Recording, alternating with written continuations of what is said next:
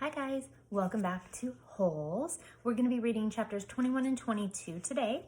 Chapter 21 starts on page 92. Here we go. It was a long walk back to his hole. Remember, he's leaving the warden's cabin. Stanley looked out through the haze of heat and dirt at the other boys, lowering and raising their shovels. Group D was the farthest away. He realized that once again he would be digging long after everyone else had quit. He hoped he'd finish before Mr. Sir recovered. He didn't want to be out there alone with Mr. Sir. "He won't die," the warden had said, "unfortunately for you." So think about what that means. Like, why is it unfortunate that someone's not dying? Walking across the desolate wasteland, Stanley thought about his great-grandfather. Not the pig stealer, but the pig stealer's son, the one who was robbed by Kissing Kate Barlow. Remember, Elia is the great-great-grandfather. So he came to America, married Sarah, and had a son. So he's talking about that son. It's Stanley's great-grandfather. He's the one that was robbed.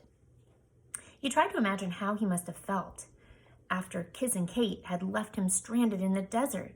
It probably wasn't a whole lot different from the way he himself felt now. Kate Barlow had left his great-grandfather to face the hot, barren desert.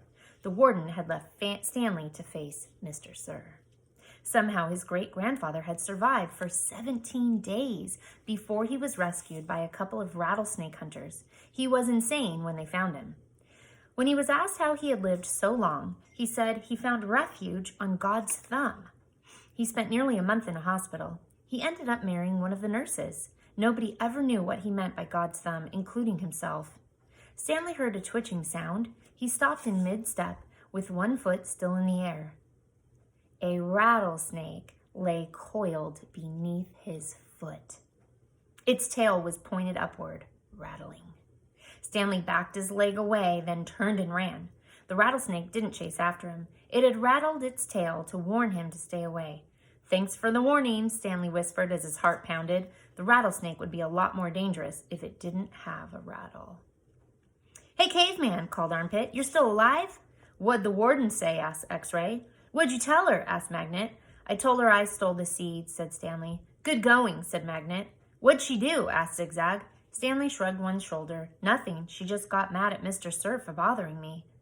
He didn't feel like going into details. If he didn't talk about it, then maybe it didn't happen. He went over to his hole, and to his surprise, it was nearly finished.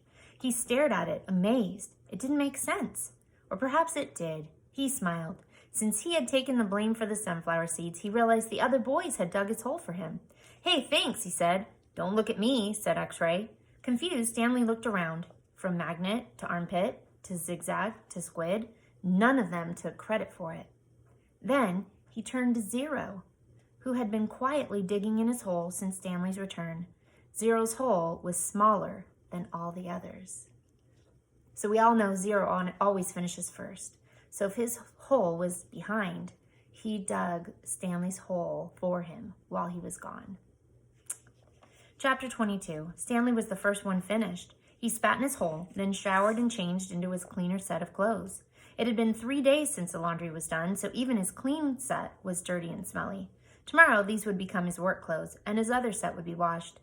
He could think of no reason why Zero would dig his hole for him. Zero didn't even get any of the sunflower seeds. "I guess he likes to dig holes," Armpit had said. "He's a mole," Zigzag had said. "I think he eats dirt." "Moles don't eat dirt," X-Ray pointed out. "Worms eat dirt." "Hey, Zero," Squid asked. "Are you a mole or a worm?" Zero said nothing.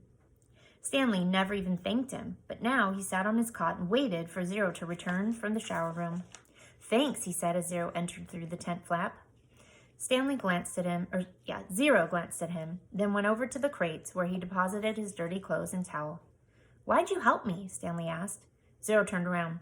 "You didn't steal the sunflower seeds," he said. "So neither did you," said Stanley. Zero stared at him. His eyes seemed to expand, and it was almost as if Zero were looking right through him. "You didn't steal the sneakers," he said. Stanley said nothing. He watched Zero walk out of the tent. If anybody had X-ray vision, it was Zero. "Wait," he called, then hurried out after him. Zero had stopped just outside the tent, and Stanley almost ran into him.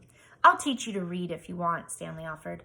"I don't know if I know how to teach, but I'm not that worn out today, since you dug a lot of my hole."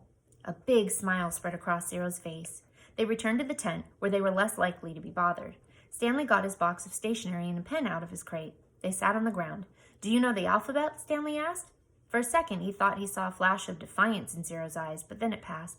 "I think I know some of it," said Zero. "A, B, C, D. "Keep going," said Stanley. Zero's eyes looked upward. "E, F," said Stanley. "G," said Zero. He blew some air out of the side of his mouth. "H-I-K-P, H-I-J-K-L, Stanley said. "That's right," said Zero. "I've heard it before. I just don't have it memorized exactly." "That's all right," said Stanley. "Here, I'll say the whole thing just to kind of refresh your memory, then you can try it." He recited the alphabet for Zero, then Zero repeated it without a single mistake. Not bad for a kid who'd never seen Sesame Street. "Well, I've heard it before, somewhere," Zero said, trying to act like it was nothing, but his big smile gave him away. The next step was harder. Stanley had to figure out how to teach him to recognize each letter. He gave Zero a piece of paper and took a piece for himself. "I guess we'll start with A." He printed a capital A, and then Zero copied it on his sheet of paper. The paper wasn't lined, which made it more difficult. But Zero's A wasn't bad, just a little big. Stanley told him he needed to write smaller, or else they'd run out of paper real quick. Zero printed it smaller. "Actually, there are 2 ways to write each letter," Stanley said, as he realized this was going to be even harder than he thought. "That's a capital A, but usually you'll see a small a. You only have capitals at the beginning of a word, and only if it's the start of a sentence, or if it's a proper noun, like a name." Zero nodded as if he understood, but Stanley knew he had made very little sense. He printed a lowercase a, and Zero copied it. "So there are 52, said Zero. Stanley didn't know what he was talking about. "Well, instead of 26 letters, there are 52? Stanley looked at him surprised. "I guess that's right. How'd you figure that out?" he asked. Zero said nothing. "Did you add?" Zero said nothing. "Did you multiply?" "That's just how many there are," said Zero. Stanley raised and lowered one shoulder. He didn't even know how Zero knew there were 26 in the first place. Did he count them as he recited them? He had Zero write a few more upper and lowercase a's, and then moved on to capital B. This was going to take a long time, he realized. "You can teach me 10 letters a day," Zero suggested. 5 capitals and 5 smalls. After 5 days, I'll know them all. Except on the last day, I'll have to do 12. 6 capitals and 6 smalls. Again, Stanley stared at him, amazed that he was able to figure all that out. Zero must have thought he was staring for a different reason, because he said, "I'll dig part of your hole every day. I can dig for about an hour, then you can teach me for an hour. And since I'm a fast digger anyway, our holes will get done about the same time. I won't have to wait for you." "Okay," Stanley agreed. As Zero printed his B's, Stanley asked how he figured out it would take 5 days. "Did you multiply? Did you divide?" "That's just what it is," said Zero. "It's good math," said Stanley. "I'm not stupid," Zero said. "I know everybody thinks I am. I just don't like answering questions." Later that night, as he lay at his cot, Stanley reconsidered the deal he had made with Zero.